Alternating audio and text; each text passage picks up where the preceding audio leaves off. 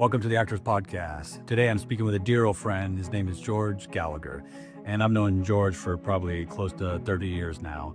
Me and George started together studying with Wynn Handman back in New York and on the 10th floor of Carnegie Hall. So we share a lot of memory and a lot of his history together.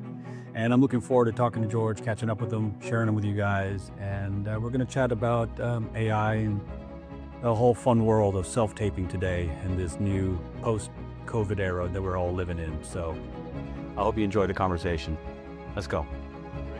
Great seeing you, man. Good to see you. It's good to see you. Yeah. How's Atlanta treating you? It is good, man. It's busy here. It's definitely picking up, which is really good. I know a friend of mine who just booked 2 jobs. He's in Nashville, but he booked them and his agent's an Atlanta agent. So it looks like things are picking up over there. I don't know. Are they filming more in Atlanta? So my understanding, yes. And my understanding is that all of the sound stages for 2026 are booked out for the entire year. Is that So Tyler Perry Studios? Tyler Perry, Trilith Studio, the Trilith Institute, which is the old Pinewood Studios. They've expanded it. They have downtown Trilith is like a whole, it's like Universal City in California. It's a whole complex. They do tours. They have bistros and restaurants and bookstores and everything. That's where they were shooting all the Marvel stuff. Now, apparently that's gone overseas. But I'm told that they're like, whatever backlog of projects there were from the strike and other things, I think 2026 is going to start to matriculate those things through. And there's stuff happening in California even too, or at least being cast out of California. Yeah. I've had some auditions that have started coming through Los Angeles as well. So I think it's going to be a good year. I think things are really like picking up, but different markets, certainly things are moving. New Jersey is a big spot on the horizon, and there's a lot of films. In 2025, there were a lot of films, especially towards the end of the year, that were being shot in Jersey. I did something there in the spring. In Jersey? Yeah, in Jersey, big time. And Toronto, they have 2 new studios I think they're opening up. There's the Netflix one, and then there's something else in Bayonne that they're constructing. I hear because everything is so dispersed that they're going to be shooting so much more content because so many platforms need so much more content that they're just going to be shooting more. And so I'm hoping it's the latter. I'm hoping that's the deal, that everyone is just, they're doing shows and they're just trying to get content out there, and then they're just going to be writing shows and casting actors for it. And then that's what I'm hoping for. Yeah. I had an audition for a film this week and fucking whistling in the dark, man. I built my career always going into people's casting offices and laughing. I used to go to Ross Myers' office and tell a joke, talk about the Jets or something. So you're able to deal a rapport. And then if you had a good audition in an office, you were almost guaranteed you were going to get called back or pinned or something. Because you knew that tape was going to go, especially when the CD or casting goes, "Oh, great audition, Doug." And you're like, got it. I'm not going to book it, but I know it's going to be a callback or I'm going to get pinned or a hold. Yeah. You felt really good about it. And now it's just, That's interesting to hear you say, Doug, because I've, unfortunately, depending on how you look at it, I had the opposite experience. I never felt, 3 out of 4 times I felt okay, but rarely did I feel like great about going in a room. Something about the process of managing the time and waiting and when they call you in and when to stop. And I always felt rushed and like I was on their time and not mine. And somehow it just never felt quite like the most conducive. And I had heard all the things that acting coaches would talk about, ways to take control of the audition. And I would try those things to varying degrees of success. But it's great that you were able to have that experience and crack a joke and feel like, dude, I had so many like where I did and like the jokes wouldn't land. And it's just not full. don't get me wrong, I've bombed auditions, but for the most part, I felt that I had an advantage when I went into the room over actors. Like I felt like I can charm my way into good graces here because that's who I am. Yeah, sure. I can spot nuances in the room, casting associates or whatever. I could strike a conversation with them really fast, really easy. And I would use the conversation. I used to always tell people this. As I would be talking to the casting director or the casting associate before I'm recording, I was already sizing up the room, calming myself down, and saying, "It's fucking cold here in New York, man. I know." And I was already looking where the camera was at and where he was going to be stayed left. And I would already practice my scene on both like I had notes where like Ross Meyerson, I knew the setup was in an office with a couch and he had the camera far back and he was always camera right, always. And so I knew that. And I knew Beth Melski, she was always on right next to the camera. So I had these detailed notes. So when I walked in, I go, okay, confirm. Oh, no, they're on the other side. Okay. So then, yeah, because you knew you had to make these decisions on the fly because you didn't want to go, especially if there's multiple characters in the scene, you didn't want to go, where do I? But I bombed an audition. It was so bad, dude. It was just, I went in, I think it was for a play or something. It was for a cop. It was like 4 pages. It was a lot of script, a lot of dialogue. And I had worked on the memory and I had a cold and I just went in there, man. And I was determined to do it the first couple paragraphs off memory and I kept fucking up. And Avi Kaufman actually walked out of the room. She goes, you finish it. I don't want to deal with this guy anymore. And I was like, oh yeah. And then I was like, I finally got it. And he goes, you got it. And I was like, yeah, I got it. He was like, yeah, I got it. After I've just lit myself on fire. I find the self-taping really frustrating now because I used to like the process and I don't know, man. You gamble it. You want speed, get it there really fast. And then sometimes I go, maybe I'm going too fast on getting the tape in, or do you want quality? It's crazy. Yeah. See, I like the self-tape game because I can control my time. I think that's the biggest thing is I can control my time. I generally don't do more than 2 takes, maybe 3, sometimes 4. And I usually end up sending the first one anyway. But there's something psychologically, I think, about knowing that I have time to get the lay of the land, like you said, in the space where everything is in camera, know where my world and my environment is that I'm creating in that scene. And I can be free to do what I want. I just got this. You always have Sometimes I have that with live. I've tried the live Zoom auditions. I had one last week that. I think that's a pretty smart decision. I may try that. I've always wondered, oh, fuck, is it going to be difficult? Like, because I know they say you can do a live Zoom, but they're like, really don't want you to ask for it. I've heard, so I've surveyed cast and directors and I've heard mixed things. 3 out of 4 seem to be in favor of it. They are mandated now by the Screen Actors Guild, so there's that. And it is a time thing that they're now allocating more of than they would if they were probably watching self-tapes per se. However, I do think many casting people, especially the ones that are more old school, miss seeing actors in the room and meeting us and getting a sense of who we are. But I've heard it depends on what region you're in. I've heard someone I won't say who it is, but someone in the Southwest who works on some big shows there. And she said that there's nothing she's going to really do adjustment-wise, performance-wise to help the actor that she really feels substantiates them being in front of there. She's there because she's more mandated to, and she'd rather just see their best work on a self-tape.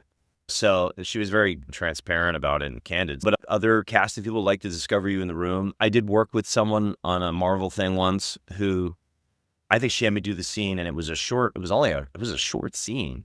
It was about 1.5 pages.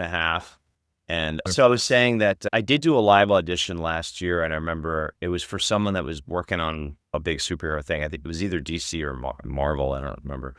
But it was a 1.5 page scene. It was like a cop emergency responder sort of guy thing. And there's a lot of stuff he's seeing happening on the horizon and the situation. Those are always the worst auditions. They're the hardest. It was tricky. We did it 4 times and she gave really detailed notes, and there was like 7 micro adjustments with each little beat she wanted to establish. It was like we were shooting the scene. And I thought I did I felt really loose and free on the first 2 or 3. But then the 4th and 5th, there were so many notes that I had more attention on executing each one of the notes, and I lost the freedom that I had. And then she said, if I didn't think you got it, I would have you do it again. And she was really nice in that regard. So I went, all right, I'm going to trust her. She's happy with it. I didn't feel the same freedom and connection. Now, as probably as well as I do, most of us, sometimes you feel like it's great, and then you look at the tape and not so much. And sometimes you feel like, yeah, not so great. And then you watch the tape and you're like, that was pretty freaking good. So the thing I like about self-taping is I can see the product. So I walk away from that empowered, and then I expect to get a callback or a pin or an avail check or a booking. Whereas with going in the room, it was also a thing where the old saying is there's the audition you do on the way to the car, there's the audition you do in the room, and then there's the one you do on the car on the ride back from the audition or on the subway. on the subway leaving the audition. And that's the hardest thing for actors to do, is to give up this sense of control and understand that there's only so much we can control. And as much as you know that when you get in this situation, it can be really challenging because it feels as though you're very much on their timetable, and there's a lot of factors that are just really outside of one's control. Look, I've booked jobs where literally when I was on set and afterwards, the producer said, when we saw your tape, we literally stopped watching all the other tapes. They're not allowed to do that. That makes me feel bad for all the other actors. I was flattered and happy to hear that, but which also tells me that they're watching these on a rolling basis, and it's quite possible if they've got a time deadline and they see their person, they're going to send it right to the producers. It's human nature, dude. Yeah. When I casted my TVs, casting an actor in a role is brutal because you got to deal with the submissions, and then you got to watch their tapes. I remember for a couple of roles, I thought, okay, I had to get the submissions, and then I had to watch their takes, and I was just like, okay, this one's good, this one's good. Okay, put 10 here, put 5 here. Okay, and let's filter out this process, and that's for each role. So I could only imagine. I was just talking about this whole self-tape thing that's changed the world for actors and auditioning and how much time they have. So I worked in casting a couple of times briefly, just on some short films, but I did get to work for a cast director who had a pretty big office. Bruce Newberg, he used to do The Closer and Major Crimes, and he's done some films for Clint Eastwood, 1617 in Paris, and award-winning cast director, has done Broadway, he's done it all. And I assisted him when I was actually shooting 1923 last year. I assisted him virtually when I was in Texas working with doing pre-reads on EcoCast and everything. And he was really old school. He liked to see the actors. Truth be told, 2 of the leads that we ended up casting, we were going to do in-person callbacks in Atlanta because that's where they were shooting. The filmmakers were coming in from LA. Out of the, I think, 5 roles that were cast, 2 of the principals we ended up casting because of a chemistry read we saw on Zoom. One of them had COVID and couldn't come to the live callback, who we loved that we pre-written when I was in Texas. So he didn't come in the room. And then there was another kid that was in New York doing some kind of training program. And they ended up being the 2. The other principal performers, we did meet in the in-person callback. And it was interesting to see how Zoom had changed things up. And there were conversations about, had this person come in the room and it'd been against a different actor, this other guy who was a finalist might have edged one of the other ones out because he had so much charisma in person. And so there's all of these variables and factors, but the reality is this is the camera, and what they see that goes in here is the final product. And if they can see that on an EcoCast live, or they see that in a self-tape, they know that's it's close to what they're going to see on set. Of course, we know that some actors can audition really well and they're not so great on set, and vice versa. But in general, that seems to be, it's amazing the amount of risk that people are willing to take based on a live audition. Now, with certain scenes, like I had one that was cast that way, where I did one self-tape. It was like what you said, like a long audition, like that 4-page example. It was a 4 or 5-page monologue. So maybe they figured since I could hold their attention with no cuts and turn in a big long take, he can throw down a few episodes and do a recurring on a TV show. Yeah. And they're willing to take that sort of bet. But I've had live callbacks for things on EcoCast and Zoom too. And I mean, there's pros and cons, man. I've had mixed experiences. I had one last week that I was regretting doing after I did it because they disappeared on me when I'm supposed to be reading with her. I thought I was going to be able to see her. All of a sudden, she disappeared. And then she said, "Was that on Zoom?" Yeah. Zoom? Or no, it wasn't on Zoom. It was like the platform that Breakdowns has. No, it was Zoom. They sent me a private Zoom link. It was Zoom. I jump on Zoom. Very nice. One cast nurse was very nice. The other one looked like she had her attention on maybe other things that maybe, I don't know, was bothered or distracted or not feeling well that day or just not in a good mood. But she was very pleasant, the one that was giving me all the instructions. And she said, okay, on my action. And then all of a sudden she disappeared. And I'm like, wait, am I just going to look at myself now? And so I don't hear her call action. And I'm waiting a really long time. And I'm like, she must have said it and I'm not hearing it. So I just start doing the scene and I'm a little distracted and trying to deal with that. And then she cuts and I said, I'm sorry, I couldn't hear you. And then there's the overlap with talking. So we did it again. It was better. And then one person gives me a note. The other one who looked like she was in a mood gives me a note. I couldn't hear that. I missed her. So that's the challenge with doing a live Zoom. Because you go on Zoom, you don't know. And then it develops this whole awkward tension because maybe they have bad internet connection, or maybe you have a bad internet connection. And they're like, oh, yeah, oh, sorry. Oh, it's like an awkward dance in a way. And you're like, "Go, that was nice. I won't dance." Yeah, it is. And I've had callbacks that way as well that have gone that way. And I've had some that have gone remarkably well. I had a woman for some show that was shooting in Canada who was just lovely, an associate at a great office in LA. And she was like, do you want to do it again? How'd you feel? I thought that was great. Yeah, why don't we try it again? And okay, if you want to try it again, try it again. I have one thought, we could try this. And we did 2 takes and I just loved it, man. I had a great time. I was loose. I felt free. She liked my British accent. All these things that we were doing. It all just, she couldn't have been more. And she took time to get to know me, was like, where are you from? And it was like the old days of going in the room. Yeah. So I think it's useful, Doug, if there's a way to find out what you can from other actors about these experiences. Well, a lot of it is you just don't have the time. I have a rule. I've been breaking it recently, but I try to get a tape in under 12 hours. No matter Yeah, what. absolutely. That's smart. I try to get it in under 12 hours. But, and then you hear some CDs say, I watch every tape, and some say, I don't. I try to watch every tape. I don't think they watch every tape. I really don't. I think they have if they get 4 or 5 actors that they think might be right, I think they're done. And then they'll maybe spend some time, look at them again, and then they'll send their favorite to the producers, or the director. And then, so now I'm starting to experiment with lighting.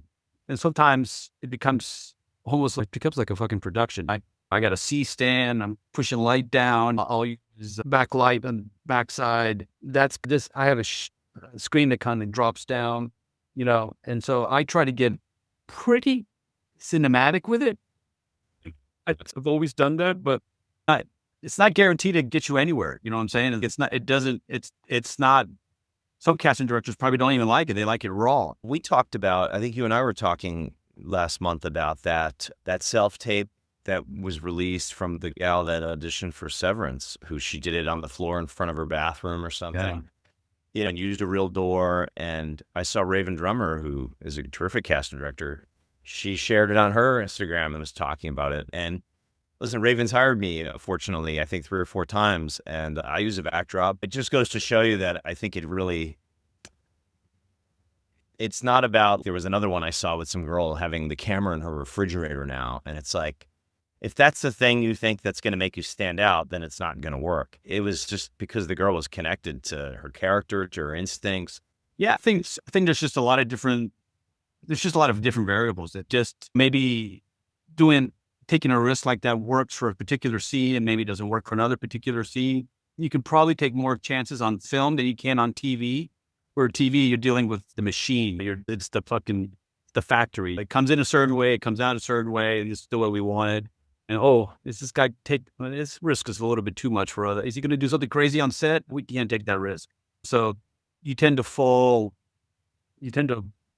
put yourself into the machine way of doing things when you audition for TV, because you're like, I don't know if they want. And then you're talking to a fucking ghost. You're not talking to anybody. Yeah, you're sending it off into the vacuum. I think what you're doing is smart, because you're giving them reasons to say yes and removing any distractions. If it's a great looking self-tape, right away, they're like, wow, that looks good. All right, let's pay attention to the acting now. If you can create a pretty interesting visual looking tape, doesn't mean you're going to book it, but I think it could serve you well. I think the main part of it is, at least for me, I have more fun when I'm making a cinematic tape. Does that make sense? You know what I mean? Yeah. I have way more fun when I feel like the lighting is looking badass on me. If I'm doing a villain, I gotta have dark side on me. Like, I don't care if I'm not gonna get it, but I had fun. Yes. Yeah. I had fun. And maybe if I have fun, they'll dig it. Because if I try to do what they want to do, I'm going to fucking drive myself fucking nuts all the time. Totally. And I've done stuff were you talking to me? I'll try anything, because you're doing That's smart. Anything to separate you within those first 6 seconds, which is what you need. 6 seconds where someone go, let me see what this dickhead's going to do. Turn around. I've even shaken the camera. Like, what are you doing?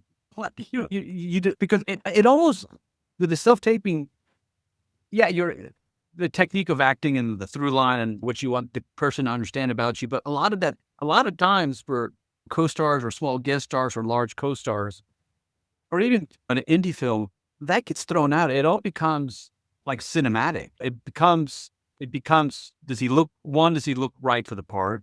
Two, do I want him in my role, in my project? It becomes it's a more aesthetic thing you're going after, that you have to kind of keep that in mind, which is challenging, I know, for a lot of actors, because I know a guy, but he's a great guy. And he's told me, because man, it stresses me out. Like, I can't do it. A lot of times I miss being on the subway with my script and going into the room. And I get it, man, because you get an audition, there's that whole anxiety. Okay, fuck it, let me read the audition. Let me confirm, when are the dates? Okay, here, I can do it. Okay, all right. Who's going to read with me? Okay, my daughter? No. Okay, I guess I'll use AI. I'll have AI read with me. Use 11 laps, and I'll create it. I'll create the dialogue off 11 laps, and then I'll play it on my laptop, and I'll work a timing with it, and I'll put it on GarageBand. So it becomes this whole technical thing when I don't even have a reader, where It sounds like a lot of work, man. if you don't have anybody to read with you, what choice do you have? You know what I'm saying? So yeah, there are some, I don't know if you've tried We Audition or some of these Facebook groups, even like rehearsal self-tape partners. There are people on there that you can post, and whether they'll be any good or not, I don't know. But you'll get at least somebody who will be a reader, and you can tell them, run the session, dude, don't give me notes, don't direct me. I just need a reader and get it to me fast. And you can get 15 or 20 minutes with somebody, or even a half hour if you need. I think that's better because of what you said about the timing thing. There's this natural sense that anything can happen. You can do. That said, Doug, I do know an actor, I'm not going to say who it is, who booked I know two actors. One booked a series regular on a major network soap opera, and another booked a massive recurring guest star on one of the hottest shows of 2025, who told me that they had no time. They couldn't find a reader. They had 8 pages, and they recorded their own voice and then looped it in Final Cut later on in the playback, and they pitched their voice to make it sound like different characters, and they booked it. The Lifetime movie, I booked it using my son's voice, but pre-recorded. So a lot of times, if I get the audition, I know I have no one audition, I'll get my wife. I'll say, just read the lines. I'm going to record you.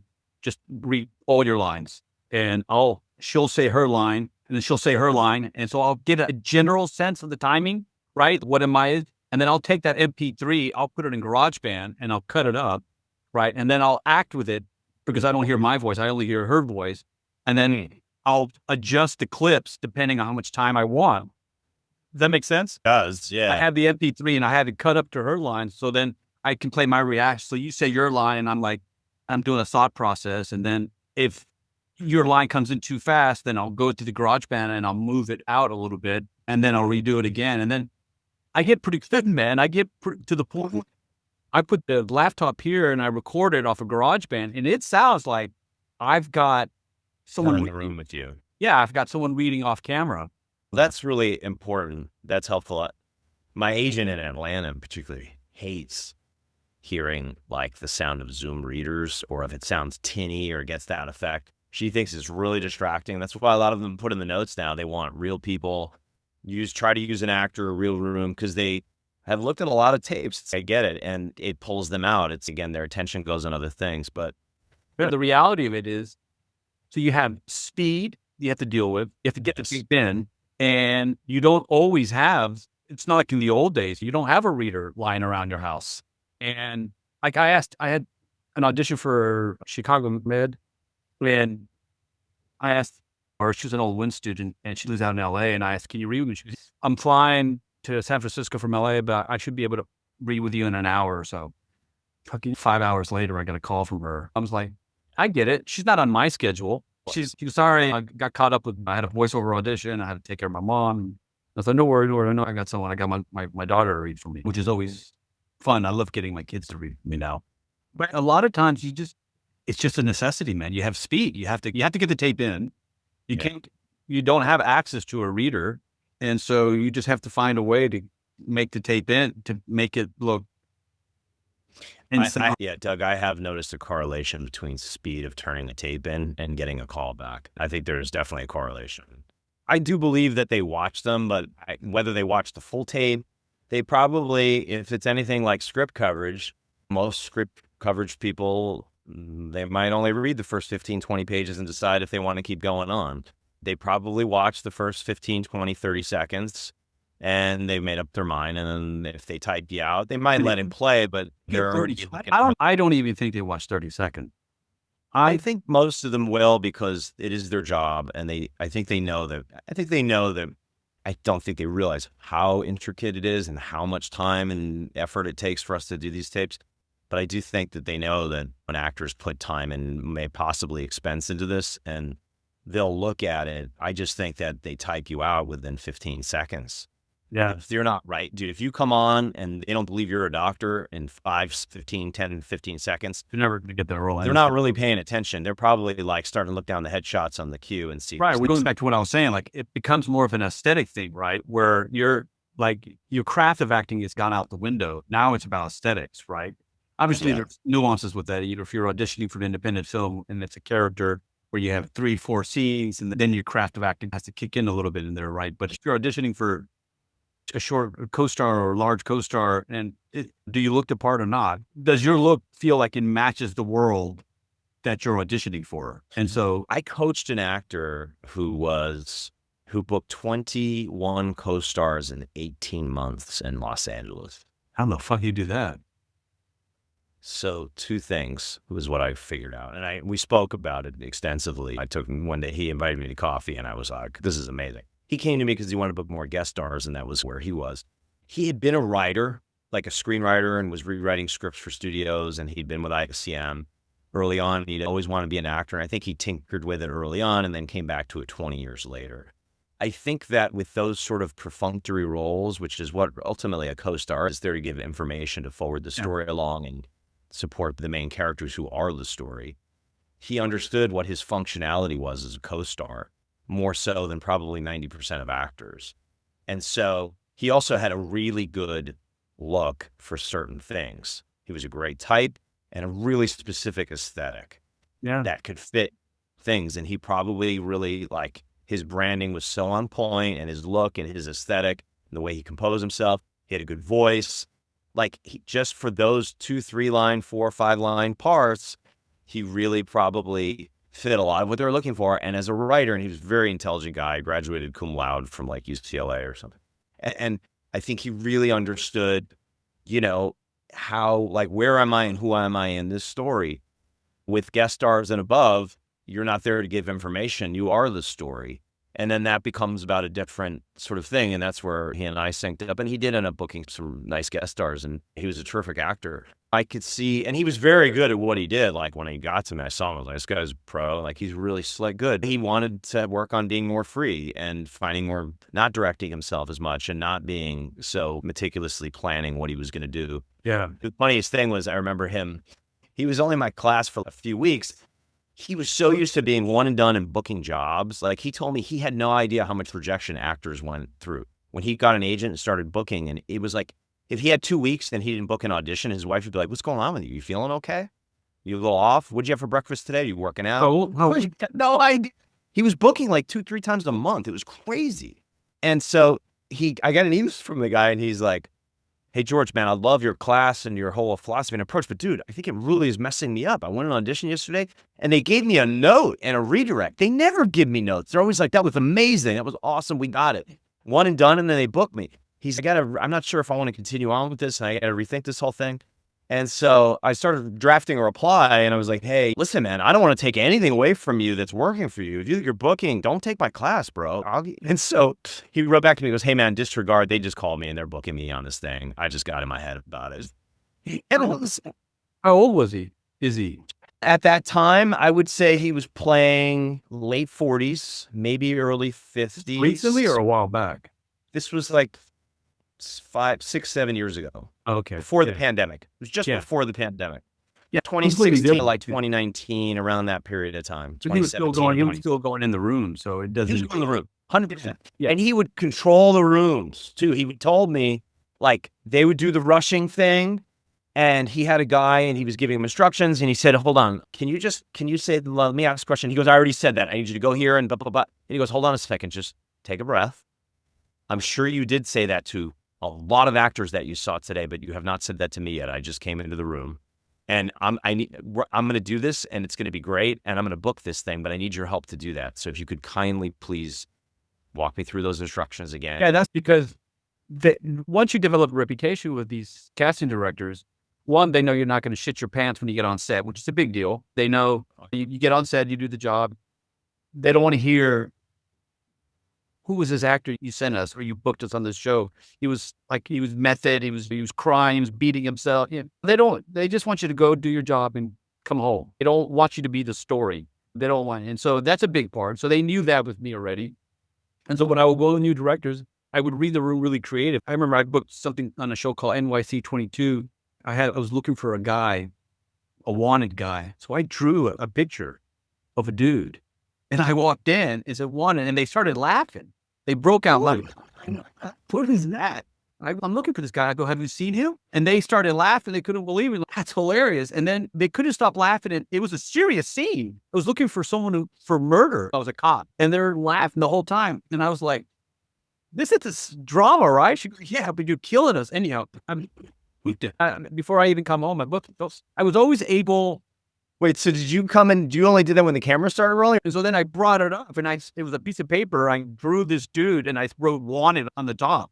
And they're like, what the fuck is, no, I was like, wanted, have you seen him? And it was completely different because I could be me in the room, whereas self-tape it's such a technical thing. Sometimes it's demoralizing for anybody who's been in the business for a long time. You're like, because there's just, who was it? I heard, it was a famous actor. He said, every actor needs an audience, even if it's one. Like you need an audience. And that's the whole relationship of acting. Every actor needs an audience. You need that bounce back of some kind, somewhere. And the self-tape is like you said, it's a vacuum. You don't have an audience. Mamet did say that. And I heard Dustin Hoffman say, even in Mamet, I think Mamet said that, but Dustin Hoffman on that masterclass, he said, you're paying for an audience in acting class. You're paying for hopefully you learn from the teacher, but you're paying for an audience. And then a lot of times I would audition and in the room, and even if it didn't go well, I didn't fuck up the audition. I was prepared. Back in those days, I had a headshot and a resume. I was on time. These little nuances that I always checked the box. I was on time. I was prepared. I knew my lines. I might have not been right, or I might have not done the audition correctly or whatever. But I would get another chance from that same casting director because they would say they need people to audition for the roles, especially when Blacklist was shooting. I auditioned for Blacklist fucking, I don't know how many times. Just for a few times, yeah. It was just forever. And I would go in there and I remember one time, I forgot who used to cast that, but she goes, maybe this is the one, Doug. I hope so. I hope this one. They ever end up booking you on that show? No, I never booked Blacklist, but she would constantly bring me in. She was always bringing me in. But she was like, she knew I was right for this role. I had done all these other cop shows and she was constantly bringing me in and I would get pinned, I would get holed, but I would just never book it for whatever reason. But so the self-tape now, I think for actors, I think you still have to learn your lines. I think you still have to hold on to your lines. I don't even know how I could do it holding a script anymore because for me personally, I've got so many technical things going on. I've got the audio playing over here. I've got the camera. It's just my phone. Do you use your phone? Yeah, if I tape at home, I do. I have different people who have their own cameras and they have really good setups that I'll go to if I can. It depends on the audition, but fast, I'll tape on my phone. I've got a Rode mic plug-in. I'm actually using that right now. The app Filmac Pro? No, I know a lot of people like that app. I have InCut, but I use Final Cut Pro anyway. I airdrop everything on FCP, and then I'll clean up the audio there, and I'll shoot it there and export it out. Yeah, you should look at Filmac Pro, though. You record it. You can do the same thing. You airdrop, but it gives you more of a cinematic color, and it allows you to go through your footage a little bit easier. A lot of people shoot on their phone, use either Blackmagic or Filmac Pro. It's basically a cinematic app for you to shoot on your phone. It gives you color correction and it's technical. Have you seen a change in the response that you're getting? The last thing I booked was FBI Most Wanted. My friend Holt McCallany said about self-taping. I remember talking to him. So he did the series Mindhunter on Netflix, the David Fincher show. And he said he did an interview with the New York Times. They asked him what about his life changed after doing Mindhunter. And it was a critically acclaimed show. And it was pinned he was a lead detective. And yeah, it was great. And he said the thing that changed was that I no longer have to audition. That's what changed. That's the only thing that changed. He said now he gets offers, et cetera, and gets to read scripts. He said, but He said, George, you have to understand, I was self-taping for a living before Mindhunter. I had a guy in Burbank, and I would pay him whatever it was per hour, and I would go out there, and they had a room, and I would lay the money down. I would have X amount of time. Like Rob Dicina talks about this in his book, and I really like Find in LA for a self-tape? Like Hulk goes back and forth to New York and LA, but if he would get self-tapes, and maybe they were for New York, and he was in LA at the time, or vice versa. But he told me, like, I'm self-taping, essentially, that's my job. That's what I'm doing for a living. He said the golden rule of Hollywood was that of 20 auditions, you would expect to book one job. I would say, because he's not auditioning since 2019, probably, and he's at a career high now, but I would venture to say it might be 1 out of 30, or it could be 1 out of 40. It's different because they're definitely able to see more people than they were before. And now you have people that are itinerant, meaning they're in different markets that are auditioning for projects in Los Angeles and New York and vice versa, or even in the smaller markets that are going to Atlanta, but they're based in Los Angeles or based in New York, and maybe they have an edge over competition with theater training and experience and having the kind of training that we had. And that opens up a massive pool of actors. And so there's more content being produced, like you said, with all these streaming shows and all this stuff, but you also have more people that are doing it and more people that are able to get into those different markets. I still see, though, people who it's like they have a scarcity of opportunities, and somehow, like, I was really lucky because I wouldn't say that this happened in so much last year, but the year prior, I might have only had 17 auditions all year, and I think I booked 9 jobs. Now, they weren't all big network jobs, but I think 3 or 4 of them were. And so it was a really good year. Statistically, it was amazing. Like, it was like 17 or 19 auditions. It was like crazy. Last year, I didn't have that. I had a couple of good jobs, and that was it. And I probably had more auditions, especially towards the end of the year. Come December, it picked up.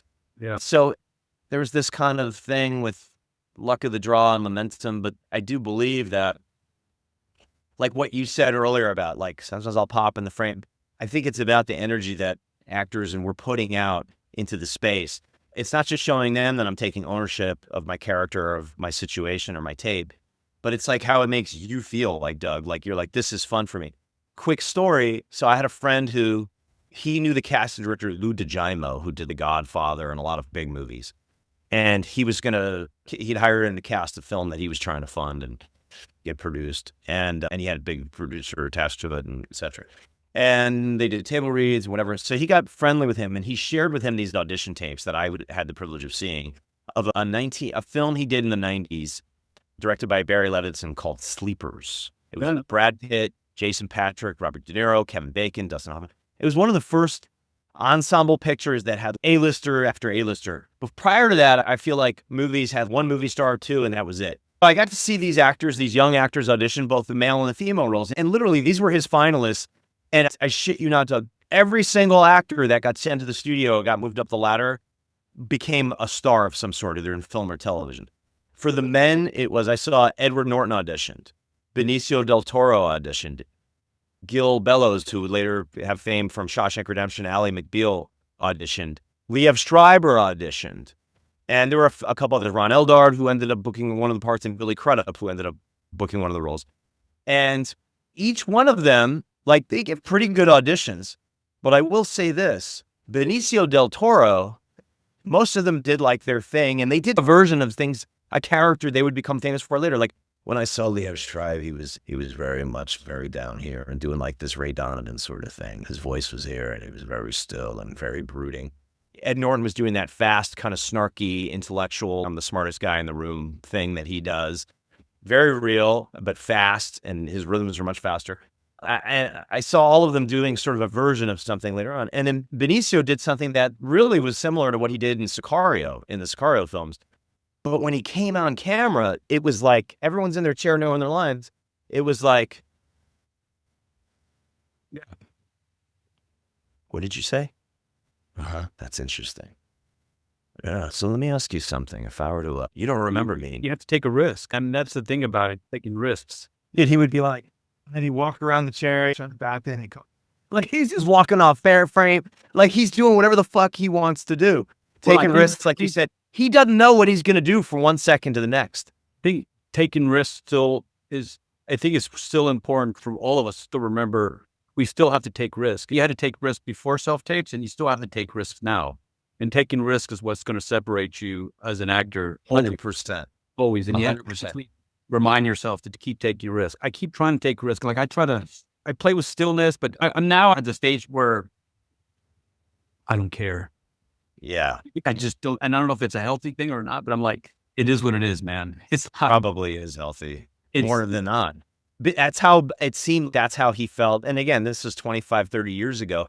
It seemed like that's what Benicio was doing very early on, and why. So my friend told me that he showed this to Milton Kitselis, his acting teacher at the Beverly Hills Playhouse, and Milton screened it. And even for the actresses, I saw Jennifer Lopez auditioned. I think Ashley Judd. There were all these actresses that had Dre D'Amato from The Sopranos. Anyway, and I saw Minnie Driver, and she was the best. She was the most free and alive and just like unpredictable. Benicio, when he saw that, Milton said to him, he said, they didn't cast Benicio because he was so powerful.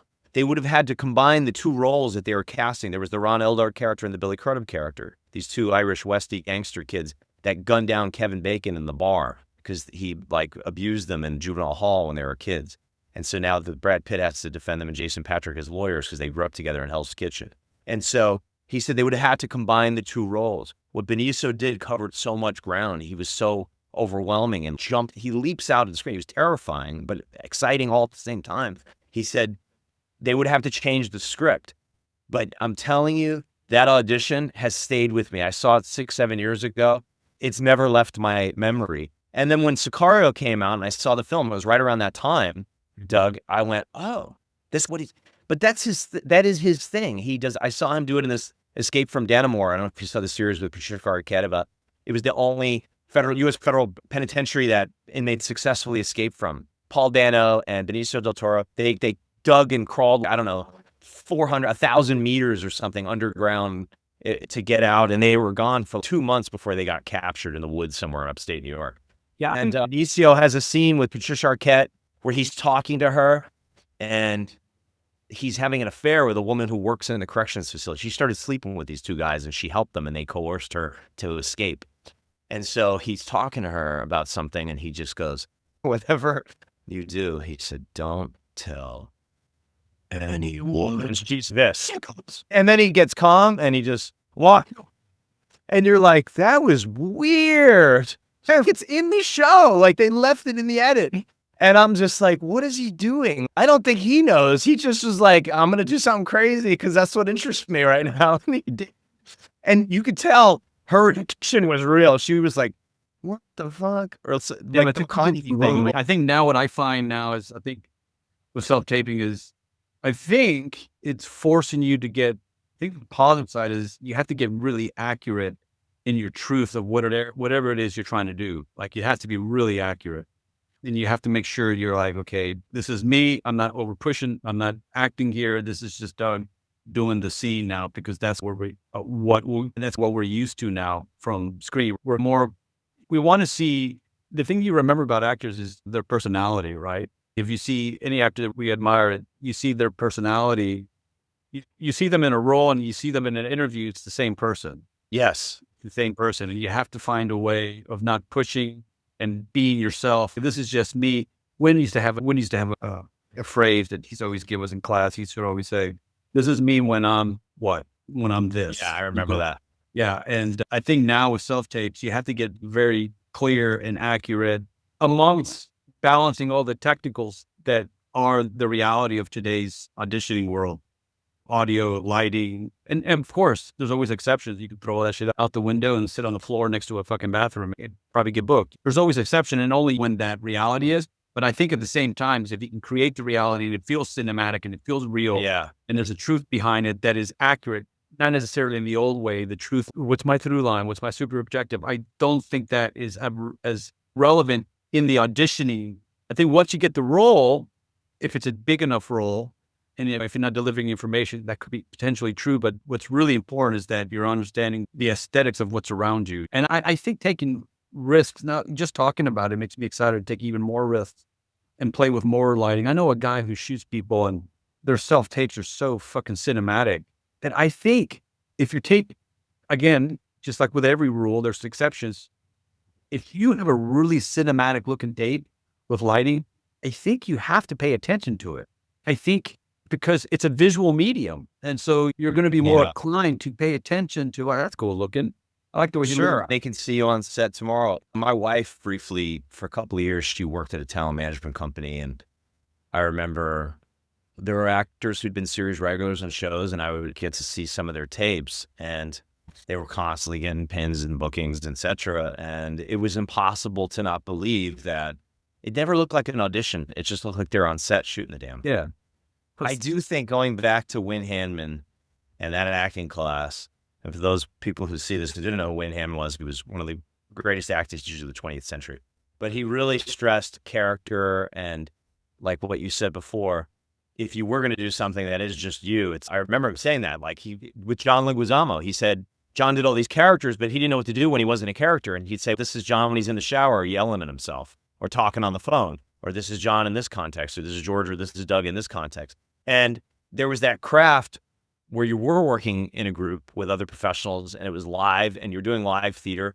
I think that people are eventually, I'm already starting to post this on the buzz yesterday. It was so obvious that I saw a commentary that was written by ChatGPT that someone shared. It had the bullet points and the way everything looked. And I didn't hear that person's voice in it. I'm like, I know I'm just listening to a computer talking, and it didn't have the real human authenticity. Huh? What do you mean? So someone I know, they posted something on social media yesterday. It was a commentary on some artists performing, etc.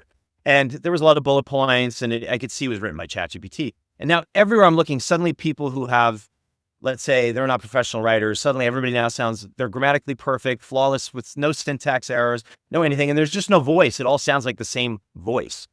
And I think human beings are going to be starved for real content. They're seeing AI videos populating on social media all the time. They can tell it's not a real actor. It's not a real person. I think there's probably going to be some resurgence in what I've thought for the last 3 or 4 years was in theater and in live performance, whether that be concerts, theatrical productions, musicals, etc. I think there's going to be a huge challenge now with theater. I just did my play in New York. It's the money. Yeah. It's money, man. Money is dried up. Theater, left and right, man. Left and right. Broadway shows are barely making it. I think we're going to hit a wall where people are going to get sick of all this stuff online, and they're going to want community, and they're going to want live theater again. I hope I'm right. From your lips to God's ears. I hope I'm right. Yeah, I hope you're right too. I know I'm very blessed that I get to do my play because I still get to get on stage and see the footlights. And whenever I'm on stage, I get to go back in class again. There's not a moment when I'm doing my play, a memory from Wynn Handman or from any other teacher will come to me, and I'll remember, okay, this is what I'm doing. Sometimes when I'm doing my monologues, I'll remind myself, do less, Doug, do less. Sit there, just don't interrupt the movie, as he would say. Don't interrupt the movie. Just let the words be what they are and perfecting that craft. But the finances have become so heavy now that it's forcing a new reality into the whole industry. It's not the same industry as it was.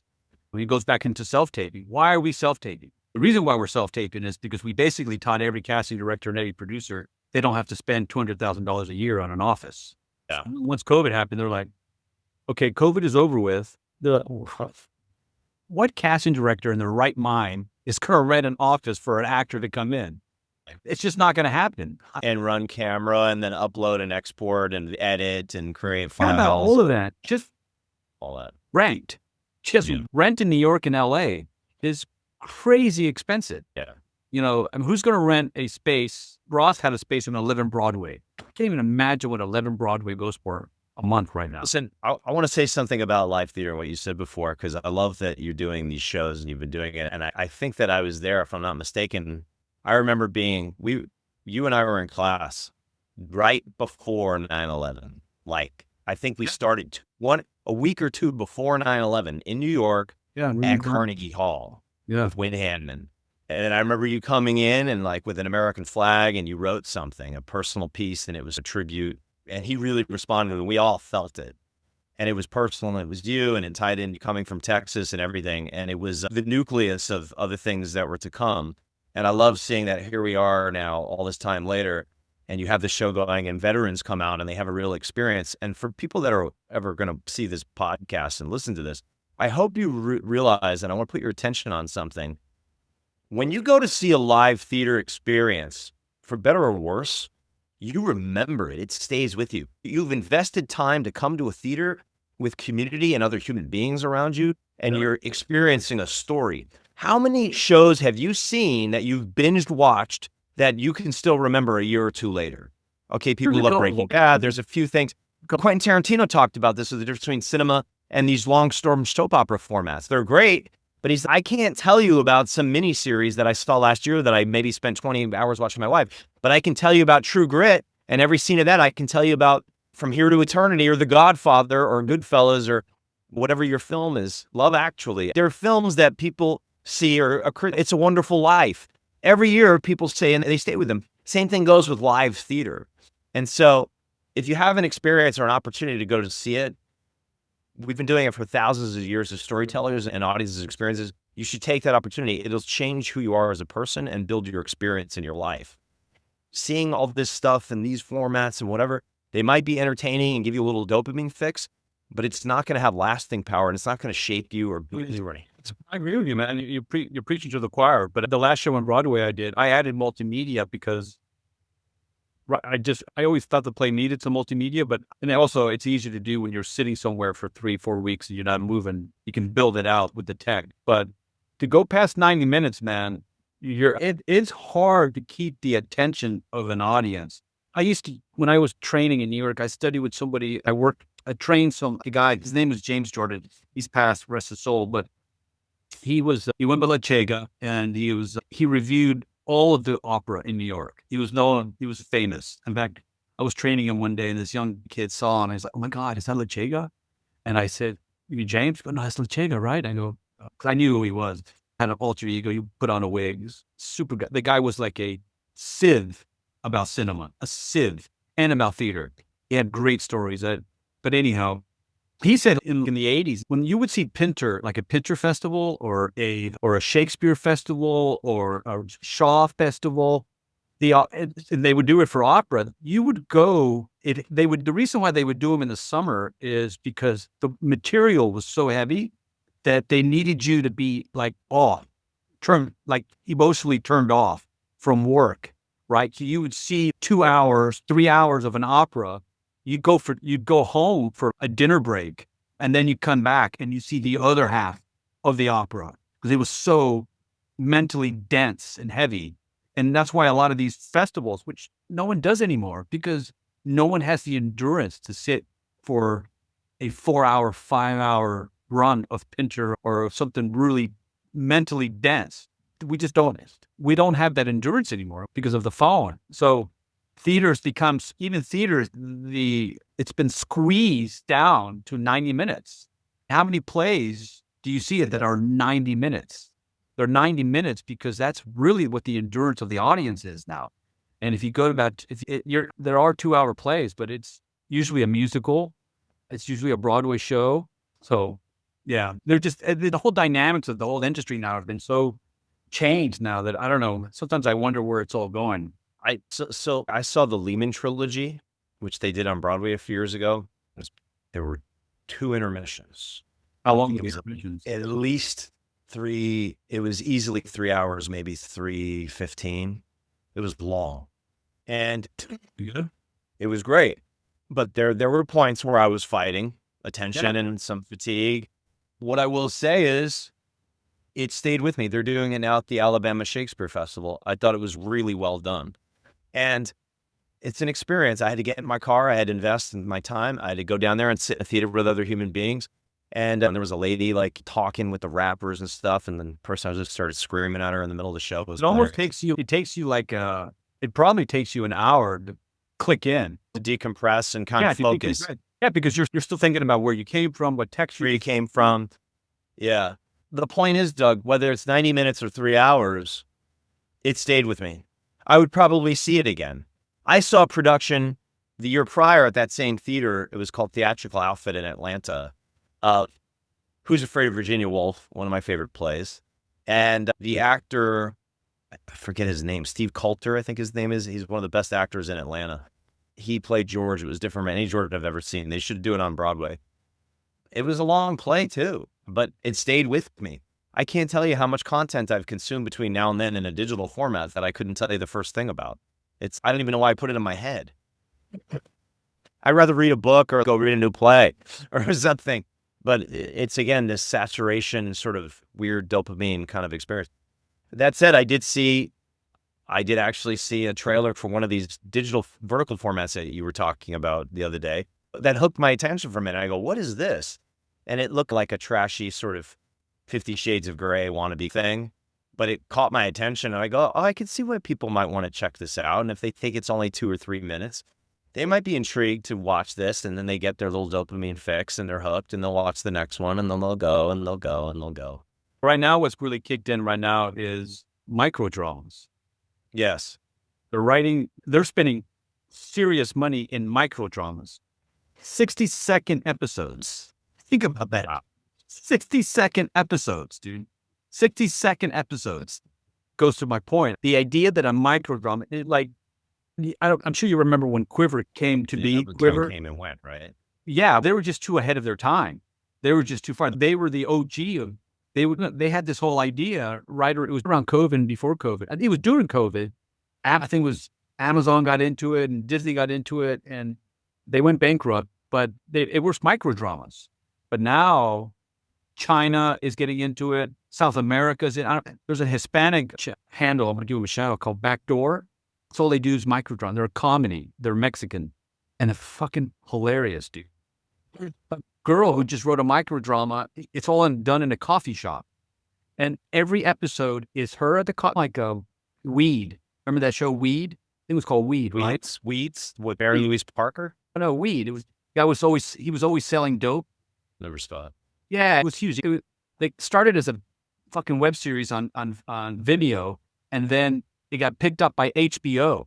The guy, basically, every episode was he sells weed, and every new episode was him selling weed to a new person. One episode, he'd be going to a wife with kids. Next time, he'd be going into a bad neighborhood. Next time, and there are all these dramas that were happening to him selling weed, right? Yeah, it was called Weed.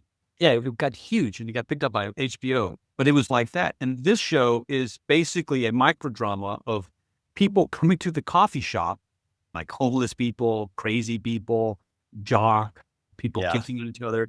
And it's a microdrama, and it's become really big, and that's where everyone is going. Everyone is going on these microdramas. The joke now, I heard Matt Damon say this on the Joe Rogan podcast, if you want to piss off your DP or your director when he's working really hard to light it, apparently if you go, I know that everyone's going to see this on the phone, right? And apparently these DPs as cinematographers off the wall, you can only imagine they're trying to light this thing, and in their head, they're like, for the screen, this is going to be on the phone.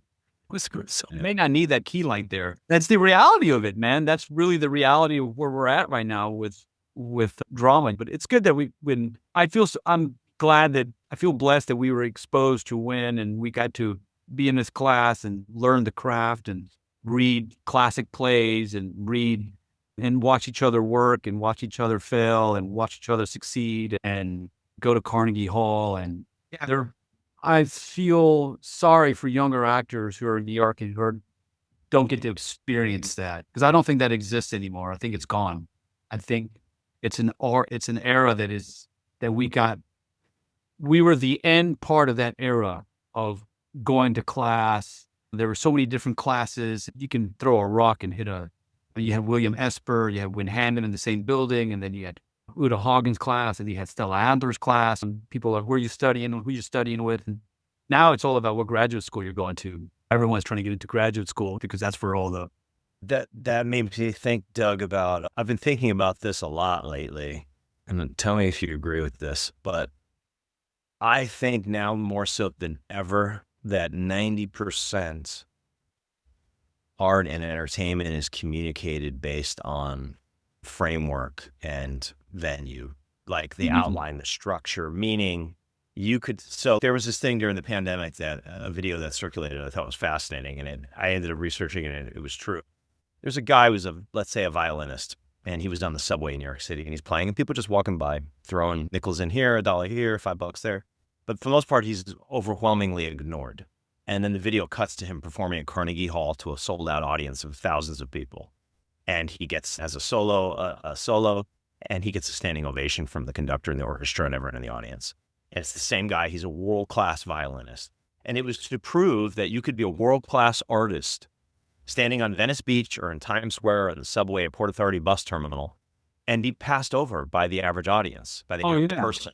And so, like, even with actors, if you went to one of these schools where you're lucky enough to get into a showcase that's covered by both coasts, you were in the best possible platform to be presented and coming in from a place of strength where they have an expectation to like you.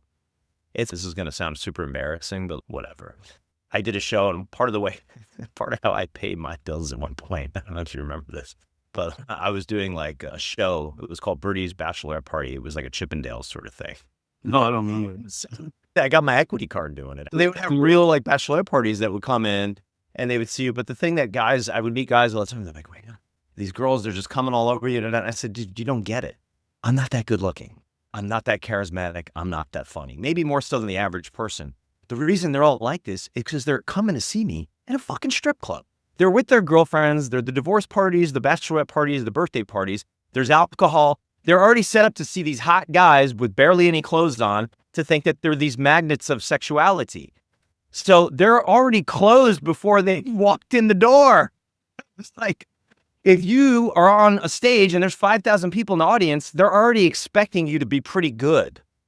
There's a suggestibility factor. If you're showcased and you come out of one of the best universities in the world for the arts, the whole industry thinks that these kids are the best of the best. Is the average actor that went to Yale School of Drama that much better than a guy who studied with Wynn Handman who didn't go to college? Not necessarily. No, because I could tell you, I remember being on set with Red Redemption. I remember having this, because I was like, I wanted to go to some of the elite schools like Juilliard. We all did. But I never had the money and I was never going to get in. You hit an age bracket that you're not getting in there anymore. And this is way back in New York, but I remember being on the set of Red Redemption, the video game, and I was on set with the guy. We had the same equal parts, and he had just graduated. He had gone to Juilliard. Yeah. And I thought, here I am, just Doug, the actor out of Wynn's class, and I'm acting next to a kid who went to Juilliard. He was probably doing Hamlet last month or something. Probably at the public theater or something. Look, I've had students that went to those schools who came to me because they got signed by a major agency after they went to NYU grad and got an MFA. And they got dropped because they didn't book any film and TV jobs in the first year. And they were with a big upper size agency and they got dropped. They did one play, didn't pay a lot. What the fuck happened to Harold Guskin, man? I think he had, I'm not sure exactly, but Did he have a mental? he had a form of dementia towards the end of his life that I read affected about that was his communication centers and his ability to talk. I never saw him like that, Doug, thank God, because it would have totally broken my heart. He went to jail. I think he was in a rehab at that point. Yeah. I don't know why he would have gone to jail other than I think there was some confusion. The only thing I remember about him is you referred me to him taking his class one time, and I remember he didn't tell me how much it was. And when I was in his class, he goes, that would be $500. I said, excuse me? He goes, yeah, $250 per hour. This is I don't know, whenever. Didn't you talk to him on the phone beforehand and you didn't get that information? I didn't get that information. I didn't get that. Yeah, I told you it was expensive. I thought expensive. I didn't know. Back then, $500, man, was like. Larry Moss at that time was charging $700 an hour. No way. Yeah, I think he still is. I don't know if he's doing it, but I knew somebody who was working with him at the time, and I think he was closer to $400 an hour. There are many that to charge that now, but I think now he's at about $700. He's at $700 an hour. There's a guy who works with Sam Rockwell, who's a really interesting guy, and I think he said he's at about $350 or $400 an hour. They're charging more than most lawyers do now, but today that makes sense. But yeah, $700 an hour. Whatever Harold was charging them I think when he died, he was close. He was probably closer to. He was above 250. But a lot of these people, I remember asking him about it once too, and he said, "Does the studio pay for it? Like it's not inexpensive." And I know people would book him out hours at a time. I'd see his calendar; they would book 2-3 hours. If Kevin Kline got a show, he would book out for 2 weeks with him. He'd be in there 4 or 5 hours a day. He said Kevin would tire him out. He could only do 5 hours and he'd get fatigued. He said Kevin can go for 7 hours. He tires directors out. He loves acting. He like eats it for breakfast. He loves it. And he has so much energy and he's an older guy. Like he's just like a kid. And Harold's, I can't do more than 5 hours. I'm toast. And I said, do the studios pay for this? He said, no, most of them pay for themselves, George. You get to a point where you're in power and you're making money. And if it's part of your successful actions, it's something you keep. Yeah, absolutely, man. I mean, And that's why I paid him a lot of money and I kept going. And did I make gazillions of dollars? Certainly not. But it definitely, for me, the things that I thought, it helped me put together where I felt I had a lot of raw potential with being like a great actor in acting class or good on set. And then how did I like get to the next level and apply that to auditioning or other things and other aspects? And it also helped me tie together things that I learned from other teachers that I didn't know how to use without getting intellectual about it or getting controlled. It just freed me up a lot. yeah. It freed me up so much. Like that guy freed me up so much. The great thing about Wynn's class was he just knew how to assemble a great group of people. Like he screened them so heavily, and I think he was creating an ensemble with us. Yeah, he was starting from an era where he had the American Place Theater. So at that time, he was like, if you remember, you had to audition to get into his class. Yes, he did. For Twice. Wynn. Yeah. And so It was a lot. he was a lot. Yeah. No, he was great, man. The lessons I learned from Wynn, I still have his notes and I go through my old notes. I work with Tim. I still work with Tim Phillips. I love working with Tim still. It's great. Tim's great. It's all Meisner-based training. You know what we should do the next podcast? We should wrap up here, but we should do the next podcast. Maybe grab an acting book, go through it and see what's still relevant to us. That's a great idea. I'd love to do that. Yeah, we'd grab. All right, man. This was awesome today, brother. Thank you so much for doing this. I'm glad I came in much time. We got a lot to talk about. Obviously, no shortage of stuff. So, yeah, let me know whatever the 20 seconds you use, you'll send to me. Good, brother. All right, man. I'm going to go to it and you go to it and to be continued. Peace, brother. All right, bro. Peace. Thanks for listening. I hope you enjoyed this podcast and found it informative in some way. And if you did, I appreciate a like or good review. And as always, keep believing, keep working, and always keep dreaming.